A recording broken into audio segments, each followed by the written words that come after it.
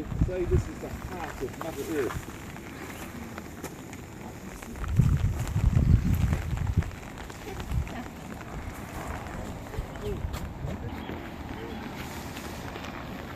Okay. The rain was seen yesterday. Hardly anything. The turatara. One of the only few mammals in New Zealand before Māori came to New Zealand. The turatara and 3 varieties of bat. One now bat extinct, one endangered. Long and the short tail bats. The turatara, this waiharoa depicts Tani Mahuta. Tani Mahuta, the god of the trees and the forests. So he's going to protect us through our walk through this bushwalk. When we go through here, something strange is going to happen. It's okay, it's safe.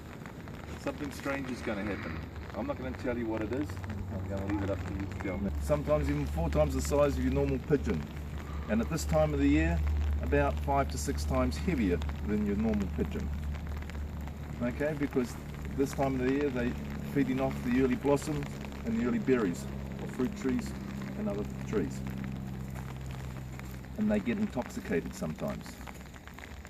Okay, I have a cherry tree at home and they get up there and they gorge themselves and they get absolutely blottoed. This is why if we did, we would be bankrupt. We had to pay for carbon emission. But this is how it is dealt with.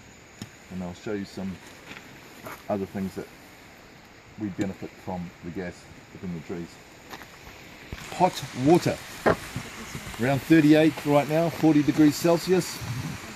The largest hot waterfalls in the southern hemisphere. And the Māori warriors, only the Māori warriors, the Māori men were allowed to use these waters to bathe their wounds because of the sulphur in the water. The women weren't allowed there. But the Māori men used to bathe the infants, babies, up in the top pools. Today it is sacred, it is tapu. Tapu sacred. Because for those warriors who did not survive their wounds, they were buried up to our left in the bush there in grave sites, unmarked grave sites. It's called an uruta. And there are caves as well, which remain still today of the fallen warriors. We're all the maintenance guy, Maori guy.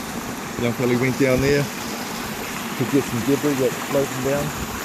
He looked in the cave and wrapped up an old flag, remains of a body. I've never seen anybody move so fast.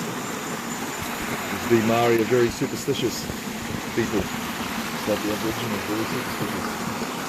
Heels up, I reckon he'll run and hand he is gone.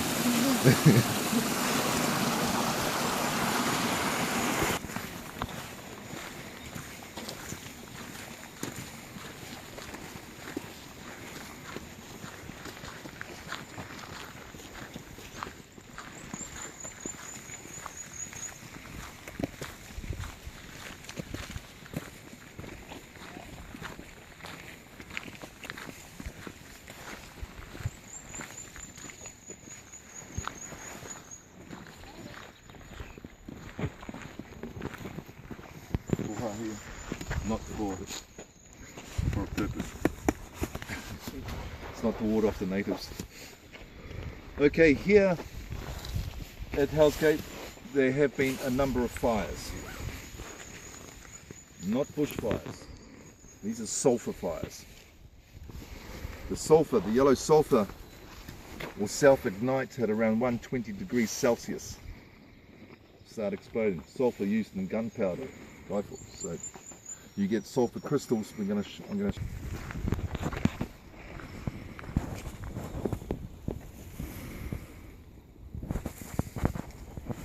Now we come back to a nice smell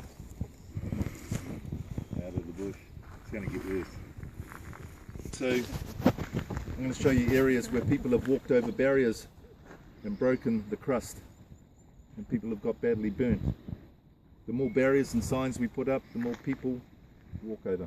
It's human nature. We had 3 weeks ago a young lady get burnt, got 2nd degree burns in hot mud. I'll show you where that was.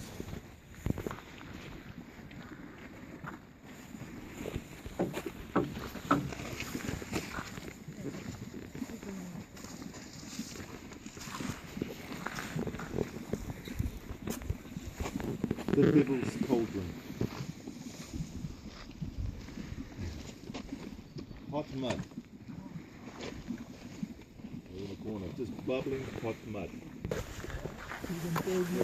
We call these the twins.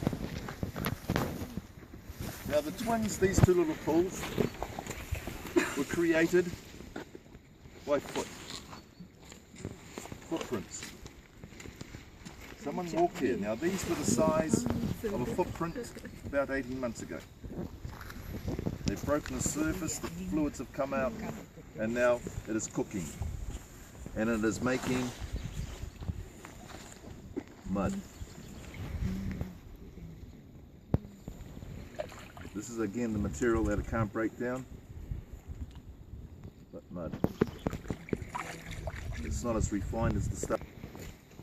That's a number of people that have dried up where people have walked over. Can't go in this clothes, my good clothes underneath here. Silica sinter, case hardened on the top, very hard. This far beneath the surface, if I put this right in there with a thermometer on it, guess how hot it would be? That far. Have a guess. 80. Try close to 200.